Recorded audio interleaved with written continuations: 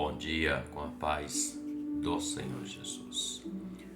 Livro do Apocalipse, capítulo de número 1, o verso de número 9 declara o seguinte: Eu, João, que também sou vosso irmão e companheiro na aflição e no reino e na paciência de Jesus Cristo, estava na ilha chamada Patmos por causa da palavra de Deus e pelo testemunho de Jesus Cristo.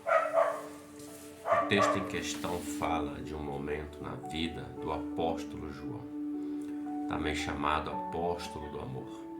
Um dos apóstolos que viveu com o Senhor Jesus durante todo o ministério terreno. Um dos apóstolos que estava sempre com o Senhor, sempre quando precisava de um apoio, ele sempre chamava para algumas missões Pedro, Tiago e João. Então João sempre esteve inserido. João é aquele mesmo apóstolo que estava à mesa quando o Senhor revelou quem o havia de trair e ele reclinou a sua cabeça no peito do mestre, demonstrando uma intimidade com o Senhor Jesus. João é o último apóstolo vivo.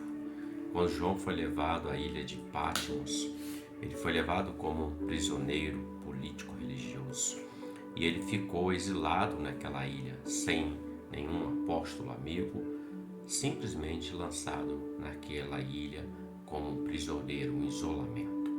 Muitas das vezes nós não compreendemos algumas coisas que Deus permite em nossas vidas. João era um apóstolo, não havia feito nada de errado, era um homem de intimidade tremenda com o Senhor Jesus. Vale lembrar que foi o único apóstolo que não foi martirizado na sua morte. Ele morreu de velhice e foi o último a morrer. E João, ele estava nessa ilha aprisionado.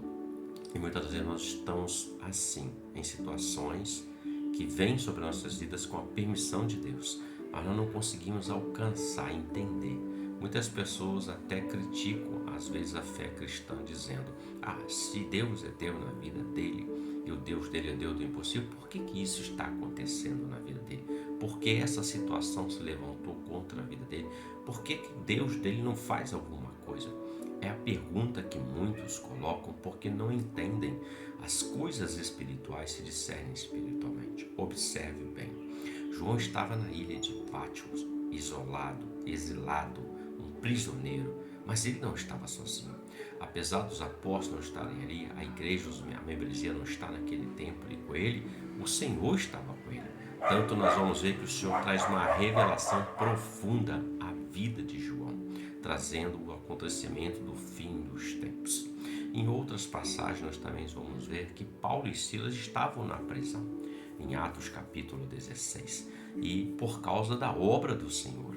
E o texto diz que perto da meia-noite eles cantavam hinos e oravam a Deus. E Deus entrou naquela prisão. Um terremoto moveu os alicerces e naquele lugar se abriu as cadeias e o Senhor estava com eles. Também temos o exemplo de José, filho de Jacó, que os irmãos o venderam por 20 moedas de prata. Ele foi parar no Egito.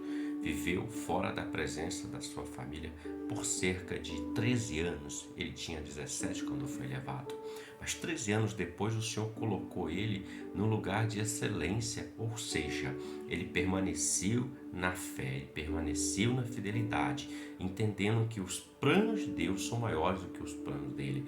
Assim era Paulo e Silas na prisão, assim o Senhor operou na vida de João. Também João entendia isso, que a vontade de Deus, ela é boa, perfeita e agradável, e tudo está no controle da mão dele. Então, se você está se sentindo em situações que você não tem condição, mas sua fé está firmada no Senhor, fica tranquilo, descansa. É tempo de descansar no Senhor, é tempo de esperar no Senhor, porque Ele está trabalhando, Ele está agindo. O propósito dele, às vezes, nós não entendemos em algumas situações, porque quem é o homem para alcançar a mente de Deus? Não temos essa condição.